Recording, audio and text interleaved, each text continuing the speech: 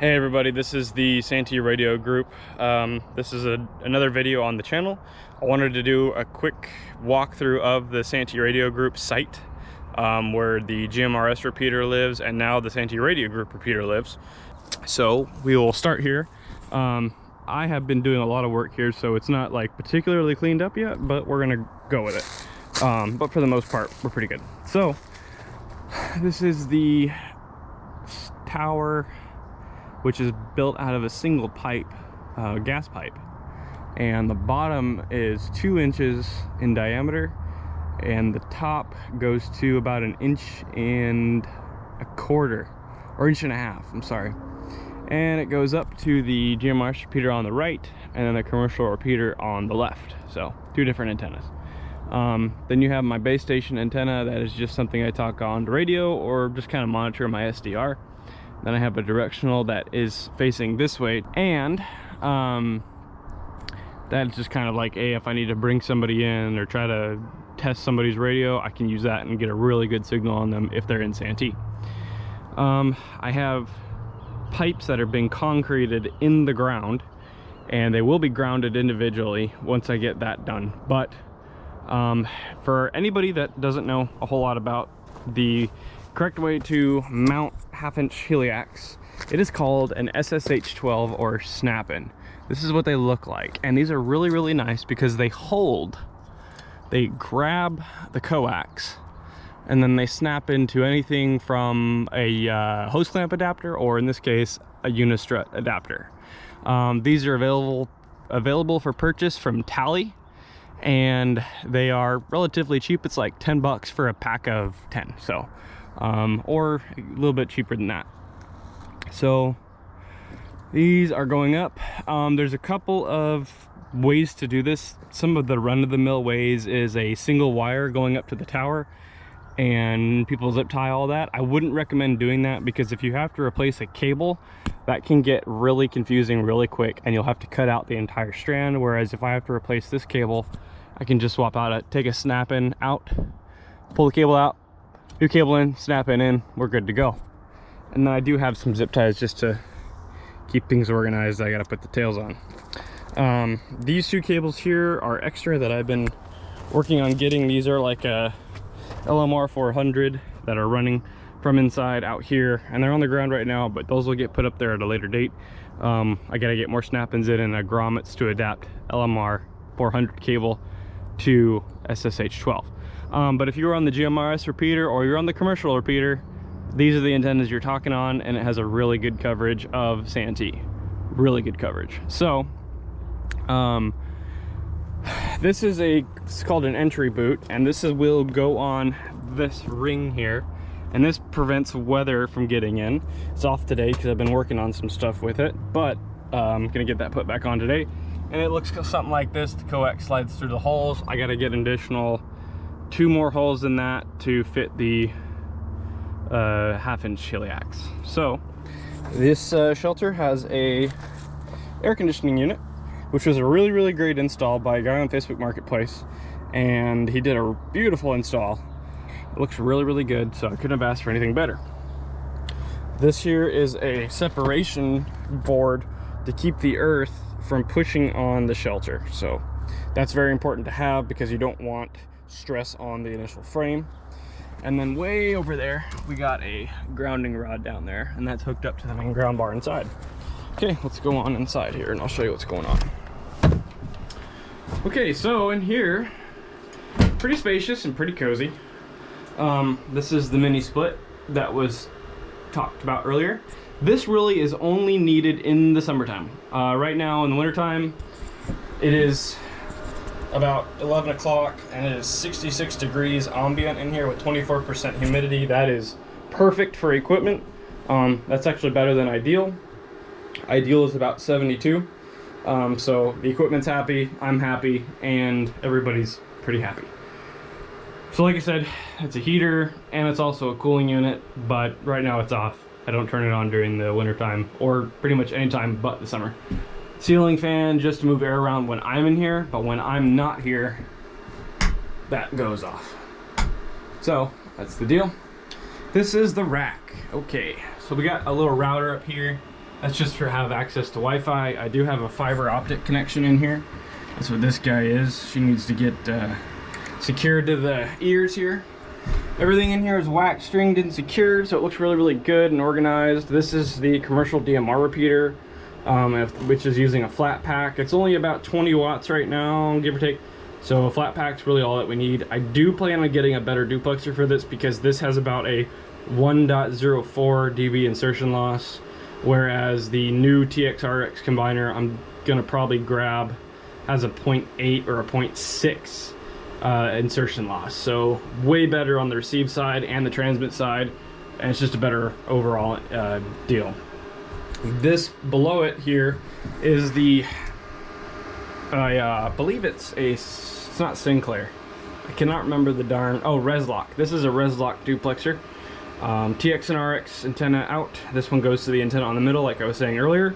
And this guy is feeding the Motorola Quantar, which is the GMRS repeater system. This is set for 22 watts right now. This is on 462.725. Transmit input is 467.725.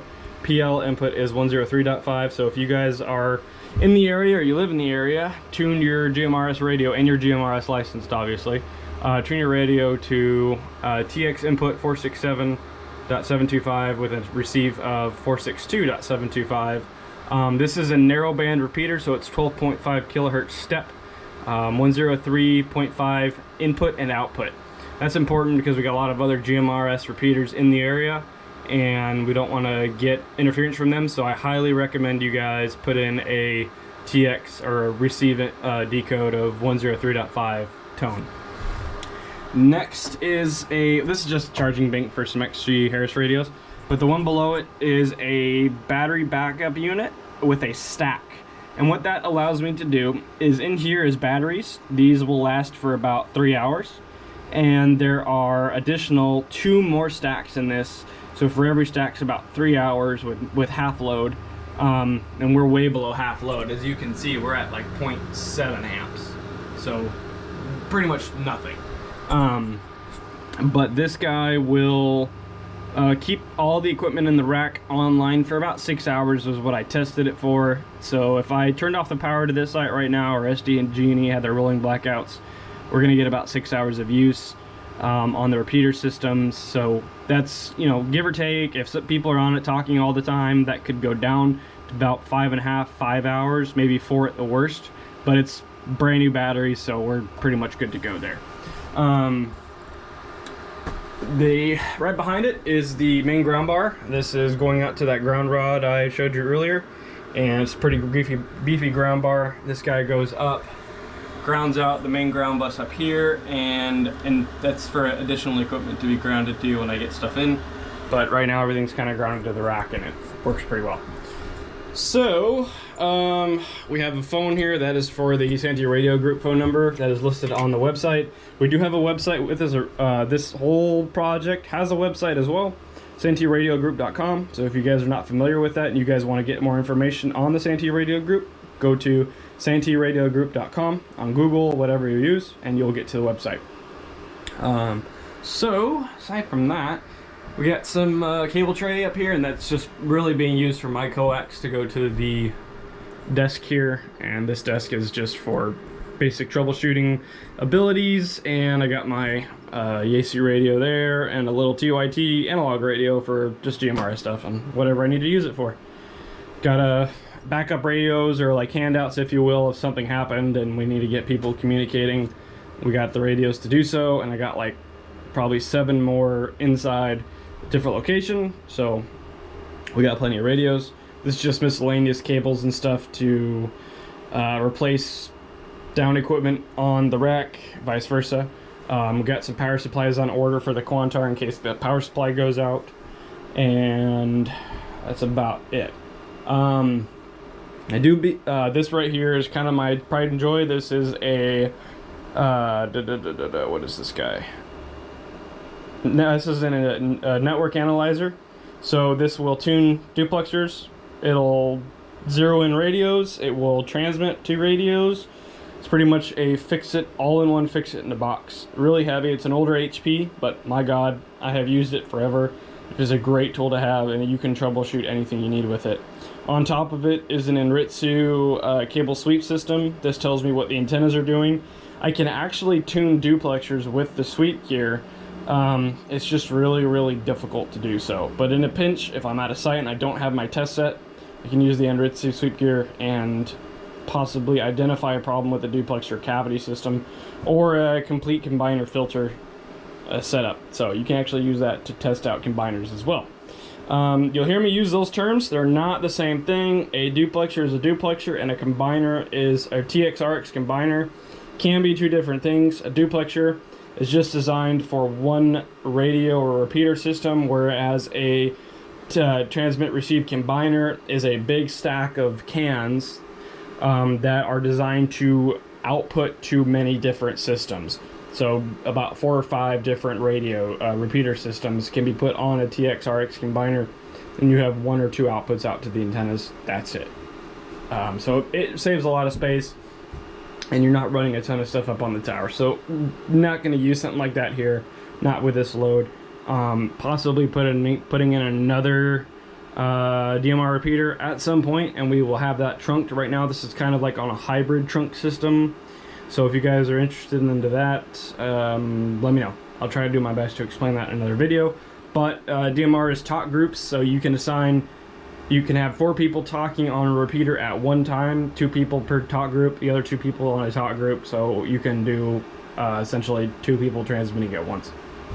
Whole different video for a different time. But I got these 2 systems from Santee Communications. Santee Communications, I didn't get, so I actually had a problem on this repeater. Was not tuned correctly, so I had to go in there and retune the duplexer. But they did not, for whatever reason, I told them what my frequencies were, and they did not tune it to what I wanted, so I had to readjust this, and slightly angry about that, but it is offered as a free service with all their equipment, so it is what it is. But the combiner, the DMR system, and the duplexer ran me about $800 total for that out the door with the 90-day warranty. So if something happens, I just call them up, say, hey, it's not working, and they'll send me parts or whatever I need to fix it.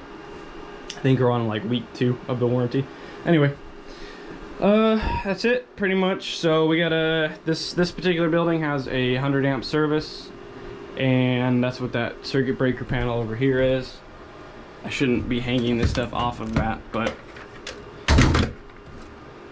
room is tight. Anyway, that is what that is. That's the circuit breaker that feeds the building, and we have the option of putting a generator feeding that panel.